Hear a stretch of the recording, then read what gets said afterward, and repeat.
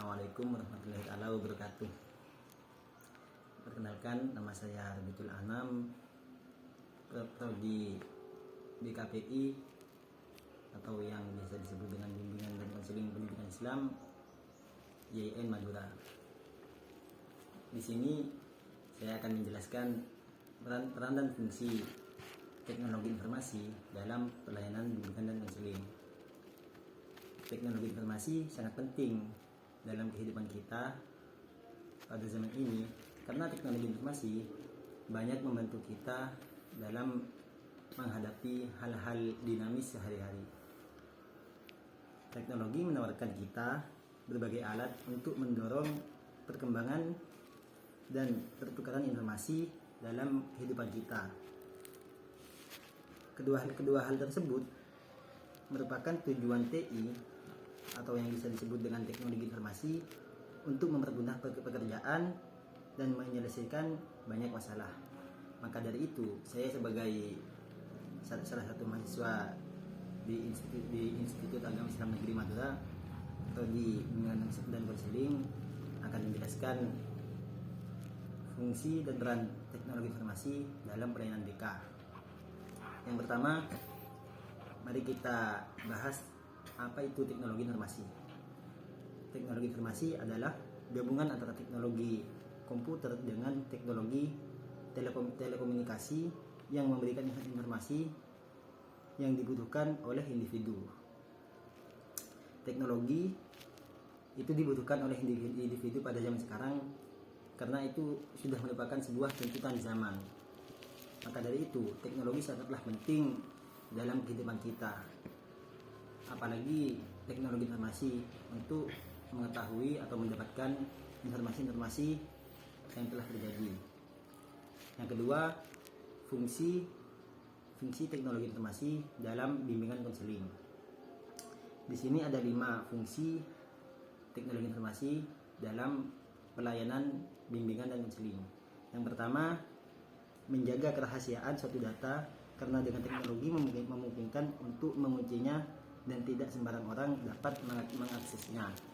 Karena sudah menjadi salah satu asas dalam bimbingan dan konseling, yaitu menjaga rahasia klien atau konseli. Maka dari itu, teknologi informasi sangatlah penting dalam kehidupan kita, apalagi dalam profesi bimbingan dan konseling.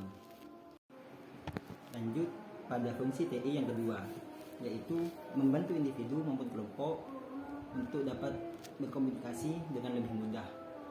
Karena dengan adanya TI, maka kita akan lebih mudah dan lebih gampang untuk berkomunikasi dengan konselor, apalagi konseli.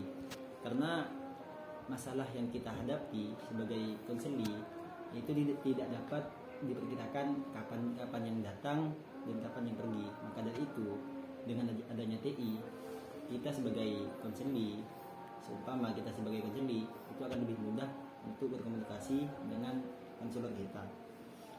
Dan yang ketiga, fungsi yang ketiga yaitu mempermudah konselor dalam menyusun, mencari, dan juga mengolah data. Ini fungsi yang ketiga khusus untuk konselor, yaitu untuk menyusun, mencari, dan juga mengolah data.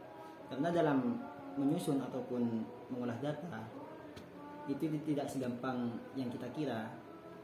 Karena dalam pencarian data, pengolahan data butuh waktu yang panjang untuk bisa menyelesaikannya.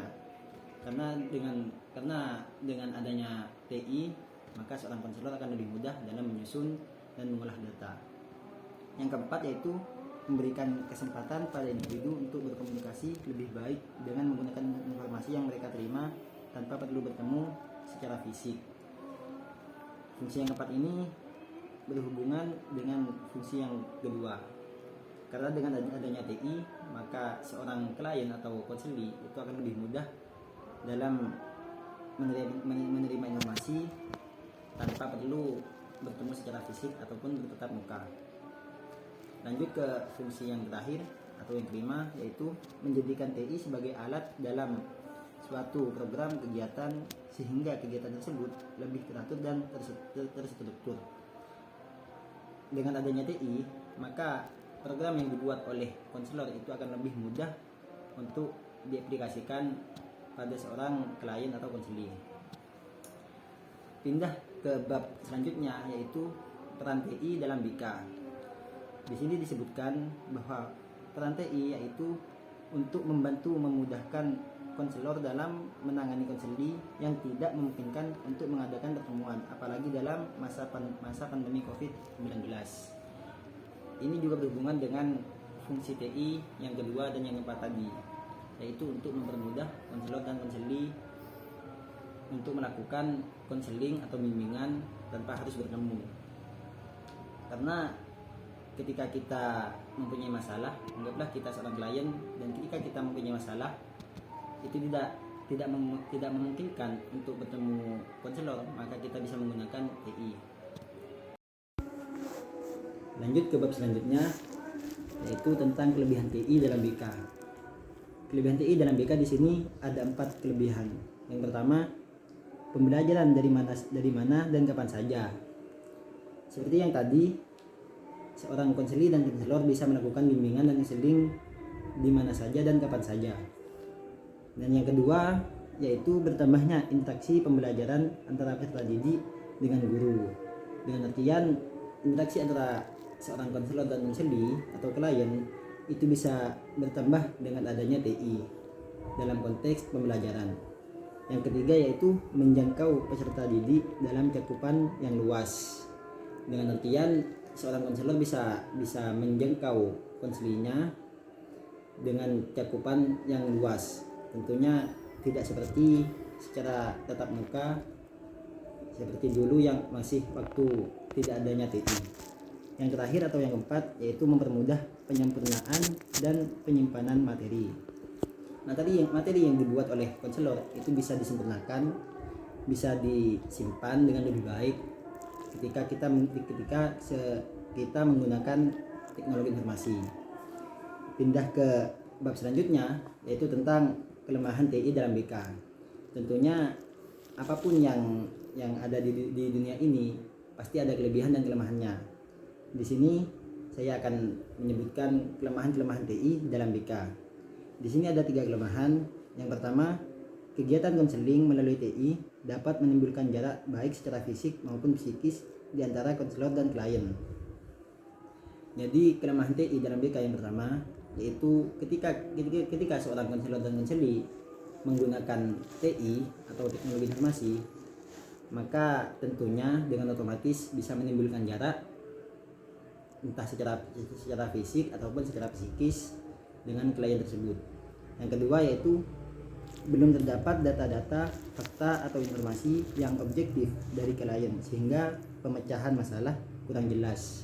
Tentunya ketika seorang konselor dan konseli menggunakan TI, maka seorang konselor tidak bisa menganalisis dengan valid, dengan pasti, entah konseli itu bergurau, bercanda, atau sungguhan. Karena dengan TI itu tidak bisa bertemu secara fisik. Beda halnya dengan ketika konselor dan konseli bertatap muka atau bertemu secara fisik. Yang ketiga, yaitu konselor tidak dapat memastikan bahwa kliennya benar-benar serius atau tidak. Ini berhubungan erat dengan yang kedua. Karena ketika seorang konselor dan klien tidak bertemu secara fisik, maka tidak ada yang tahu apakah konseli tersebut bercanda, bergurau, atau memang benar-benar ingin konsultasi kepada seorang konselor. Cukup sekian dari saya, kurang lebihnya mohon maaf. Wassalamualaikum warahmatullahi wabarakatuh.